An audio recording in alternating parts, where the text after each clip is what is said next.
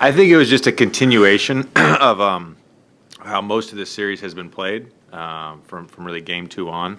So I don't know that was necessarily got us fired up, but it certainly was a reminder early on that this game was going to be similar in terms of physicality as the rest of the series. I know we keep using that word, but it's really a good description of this series.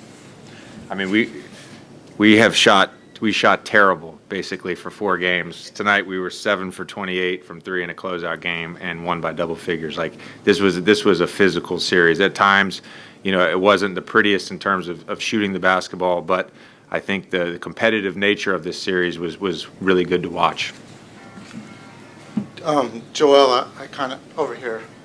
I kind of have a similar type of question. I mean, it seemed like you got hit in the face mask at one point. I mean, is that just kind of a reminder of like how physical the playoffs can be, and how were you guys kind of able to keep your poise, through all that as well? That's my first time here after talking to a couple guys in the league. That's what I learned basically. They told me that it's just different, that it was going to be physical. But like I said before, I'm really physical myself. I like contact. I like playing through contact. So I feel like I thrive in that type of situation, so that type of setting. But like you said, every game is gonna be physical. Next round is gonna be the team that we play. They're gonna be physical. So we just gotta stick with what we've been doing the whole year, and we're gonna be fine. Hey, Joel, given your relationship with him, what was it like playing in front of Meek Mill tonight? He came out of prison, he came right here to watch you guys. What was that like?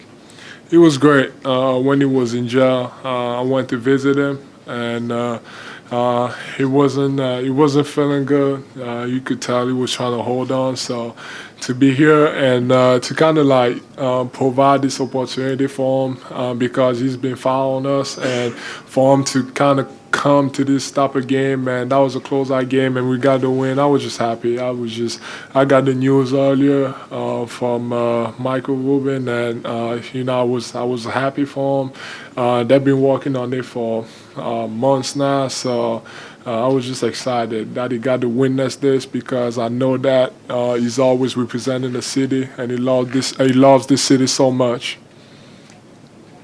JJ, at the All-Star break, this team was the worst fourth quarter team in the league. In this series, second half, you guys were, killed them in the second half. What can you say about how this team has learned to close games? I think it's part of the maturation process and the learning process for number one, a younger group, and number two, a group that is really playing together for the first time. A lot of our high minutes guys, like this is the first time we've all sort of played together. I don't think that this is just something we started doing this series. If you look back at our winning streak, there were a lot of games that were close at halftime, and our third and fourth quarters, especially defensively, were just terrific, and that's what allowed us to have that winning streak. So this is something that we've been doing now for a while, but it certainly took time. And I know earlier in the year we had blown a few double-digit leads in the second half, and it's something that we were coached on and we worked through as a group. So a lot of credit goes to Brett and his staff for that.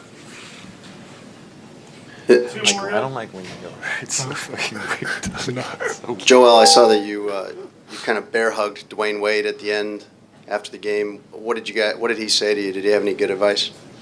He just told me to keep working. That I had a bright future, and then I just had to kind of pay my respect because I wasn't sure if this was his last year or if he's got one more. So I was just trying to thank him for what he's done for the game, and he has done an amazing job, and he's gonna be a Hall of Famer. So that was basically what the conversation was about.